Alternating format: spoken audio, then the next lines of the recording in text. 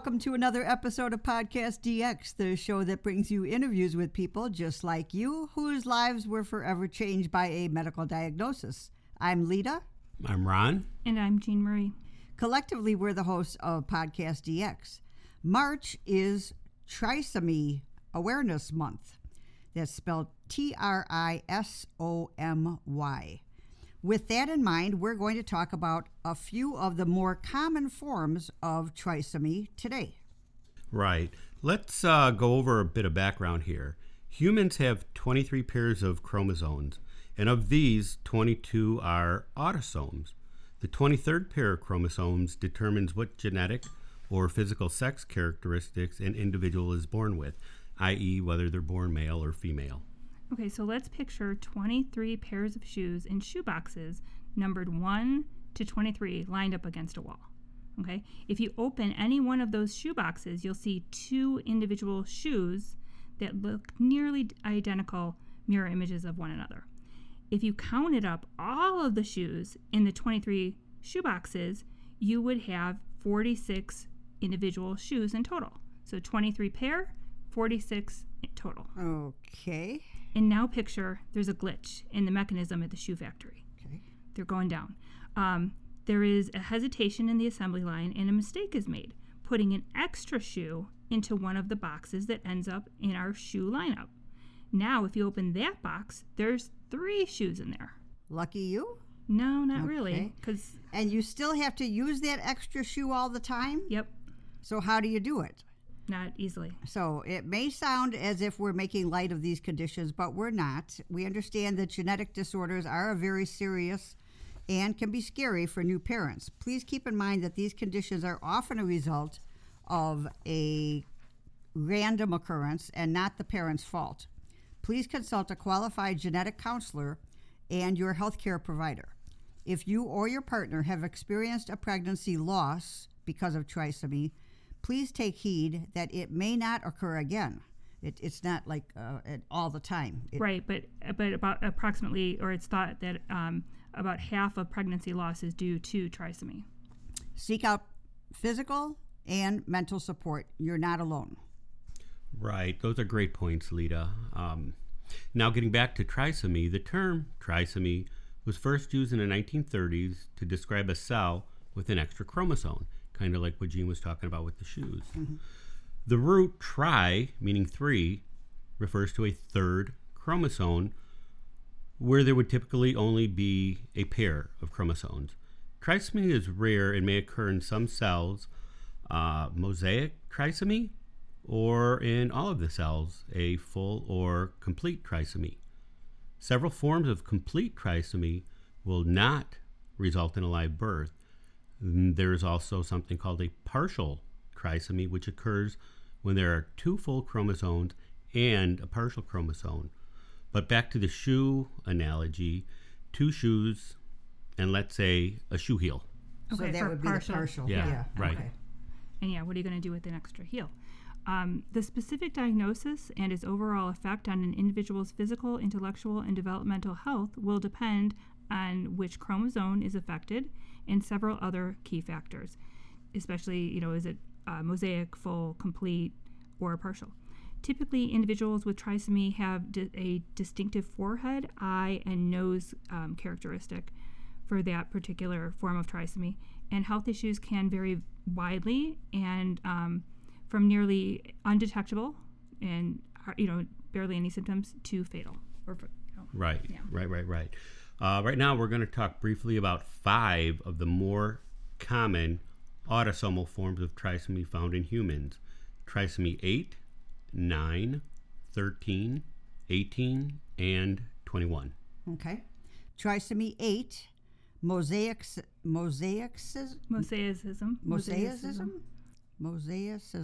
syndrome.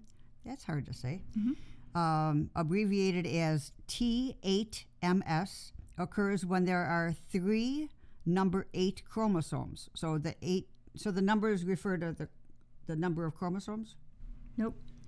Well, it's like the pair of shoes analogy. Number 8 chromosomes. Right. Yeah. So looking back at my rather convoluted analogy, in shoebox number 8 along the wall, you have 3 shoes. Okay, instead of 2. Right. Okay. And individuals with trisomy 8 mosaicism syndrome have a third copy of chromosome 8 in some, but not all, of their cells. Right. Yeah. Okay. So trisomy 8 mosaicism syndrome is also known as Warkany syndrome 2. Individuals with this genetic disorder may have intellectual disabilities and or issues with their joints, especially in the knees. They may also have problems with their kidneys, their heart, their spine, and or their skeletal system. And it occurs far more often, 4-to-1 ratio, in those born with male reproductive organs than those born with female reproductive organs. It is typically the result of a random change in the chromosomes, but it is not something that is typically inherited. Individuals with trisomy 8 mosaicism syndrome may be more susceptible to infections and at a higher risk for some cancers. On to trisomy 9, complete and mosaic trisomy 9 are rare chromosomal conditions which are often fatal. The lifespan for individuals with partial trisomy 9 may not be affected. So if you have if you have an extra chromosome in all of your, alongside all of your 9, or if you have it in most of your cells, then it's fatal, or most likely fatal. And if you have it just a little piece of chromosome, extra piece of chromosome 9, you might be fine. Okay. Or your lifespan might be fine. Okay. Some signs and symptoms of partial trisomy 9 may include heart, spinal cord, and brain defects, which may be detected with prenatal ultrasound. Partial trisomy 9 may also result in issues with the individual's head and nose shape, the joints, the eye, and also kidney problems. These individuals may have cognitive and developmental delays. And then I think it's pronounced Patau syndrome, or better known, I guess, as trisomy 13. This is often fatal in infancy. And again, this condition is a result of a random chromosomal change. It may affect the heart, the brain, the spine, eyes, fingers, toes, and basically the overall muscle tone of the individual. And then there's trisomy 18, which is also known as Edwards syndrome, which is often fatal. Those individuals who do not live past their first year of life may have severe intellectual challenges, defects in the internal organs and heart. Their fists may be constantly clenched, and their fingers may overlap, and that's a distinctive feature of trisomy 18. Okay. And trisomy 21, also known as Down syndrome, is one of the more common and well-known forms of autosomal trisomy.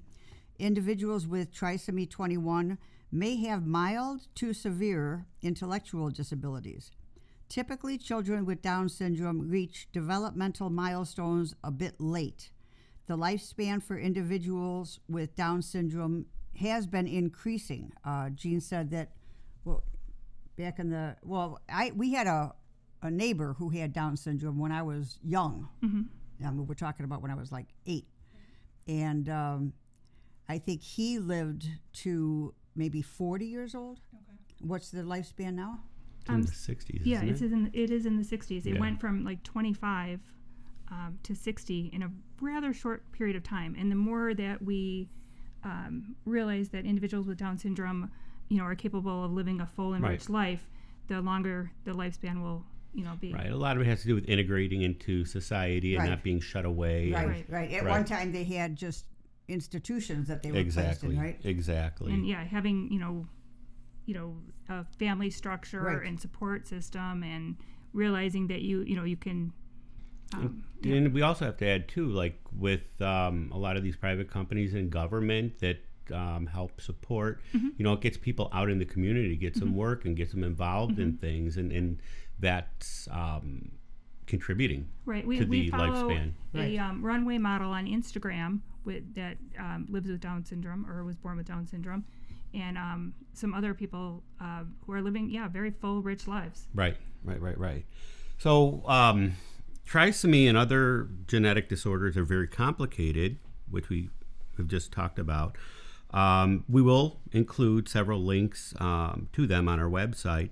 And if you'd like to learn more or have concerns, you can you can contact your healthcare provider. I'm sure they can give you more information. Right, and we didn't mention it, but your chances of having a child with Down syndrome increase as you get Correct. older, and they're not entirely sure as to why. It's thought that the proteins that hold those two chromosomes together denatures over time. Just like if you have a banana, and when the banana you first get it, it's green and nice and solid, but then as it ages, it kind of turns to mush. Well, that bond between the two chromosomes splits, and then you have these wandering chromosomes, and Gotcha. they will bond with other chromosomes, and then you have a third.